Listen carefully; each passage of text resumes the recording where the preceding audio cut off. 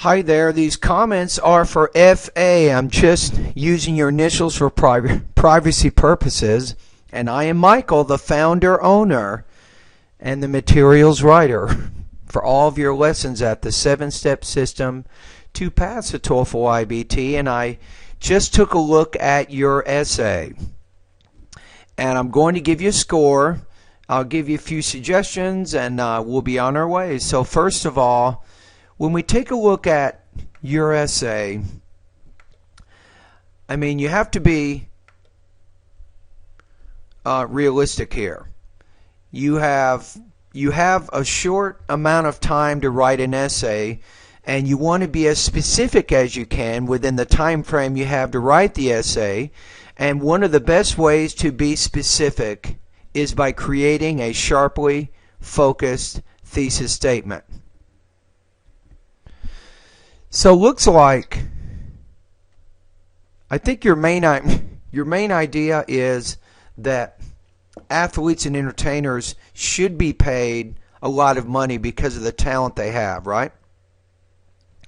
Now when you get to your thesis here, you say there are many reasons that make talented people deserving such high salaries and earn millions of dollars every year. Okay, so that's not very specific. That's a very broad statement.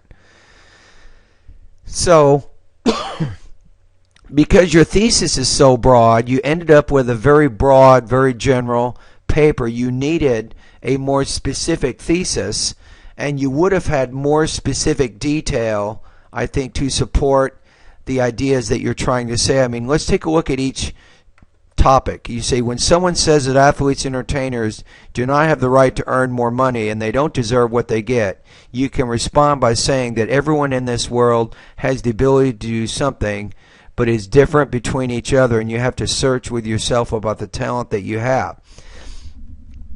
I mean, how does that organize your paragraph there? Your topic sentence is longer than the rest of the paragraph in that particular essay. So your purpose here is to create a label or a topic in the paragraph and then show me that you can spend time developing that idea, but your topic and your thesis statements are just too broad. You go to the next one, says, while we are talking about the talented people, how they earn more money, there are people like construction workers, hotel engineers, work the whole day to earn more money. Talented people earn more money with no hard work. So, I mean, how does that support the argument? You're trying to argue that talented people or athletes and entertainers deserve more money, but in this particular topic, you're saying that they earn money with no hard work while other people earn more money by working hard. So again, it isn't really clear exactly what the argument is that you're trying to make here. Then you have your conclusion here. To sum up, many people in this world has something special than others. Sometimes it is skillfulness in special fields like acting, playing, or singing. If you have a talent, you should use it. Again, that sentence, how does that relate to the argument that athletes and entertainers deserve more money? So even that particular sentence doesn't really do much to relate back to the argument that you're trying to make. So let me just give you an idea of something that you might do here. Let's take a look at the beginning here. Right, so you say, instead of saying many reasons, that pretty much kills your thesis because it's so overly broad.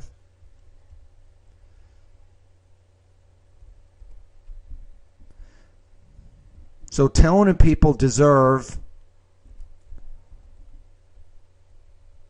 high salaries.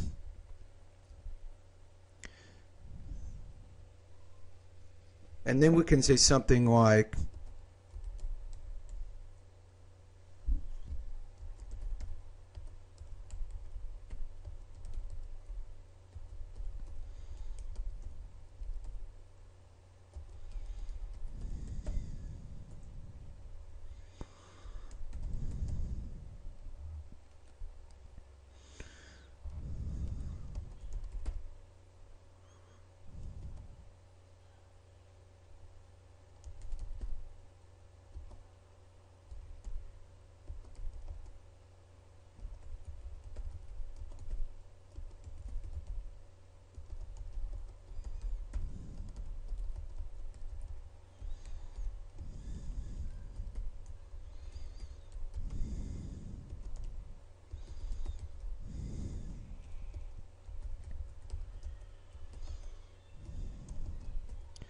Now, what if you said something like this?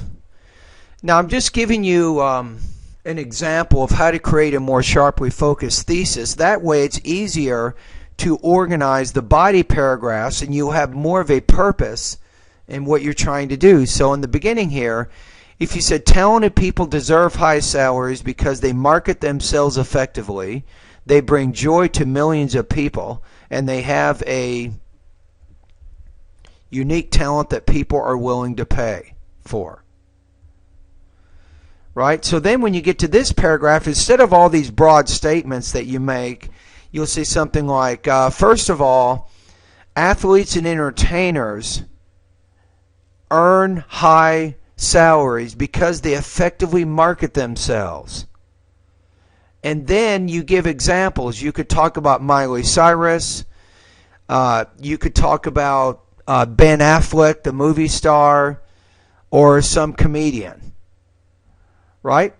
So they're able to market themselves, which means they are able to advertise themselves to all the people in the United States or the world. So then when you get to the next paragraph, you might say, second of all, these athletes and entertainers are paid a lot of money because they bring joy to millions of people. Again, then you have to give a specific example there to help illustrate that. And you only talked about 2 points. Instead of talking about 2 points, you could bring up a third point and then say they have a unique talent that people are willing to pay for. So that's really where your essay went off the cliff, is you simply did not have a sharply focused thesis. Therefore, the body paragraphs were not very focused, and you basically used a lot of generalizations to support your general ideas. Okay, your score here. So based on the rubrics, I'm putting you at 3.0 out of 5, or 20 points out of 30 on this particular practice test. Now, for the purposes of our class, on page 4 in the syllabus, a 3.0 is putting you at 76% on this particular assignment. So what do you do now? The main thing for you is to work on crafting a more sharply focused thesis. You can learn how to do that by going to the first few lessons in the writing part of my course. I think it's let's take a look here. Hold on. So if you take a look at, there's a writing lessons 1 through 2, I think would be good for you to review before you do the final exam. Now remember that you can take writing practice tests as often as you like, and I would recommend for you, it seems like you need more practice with essay exams.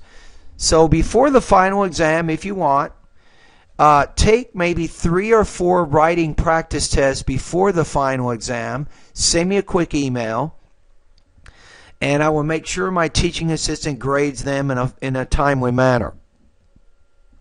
And that might help you a little bit get prepared for the writing midterm exam in this class.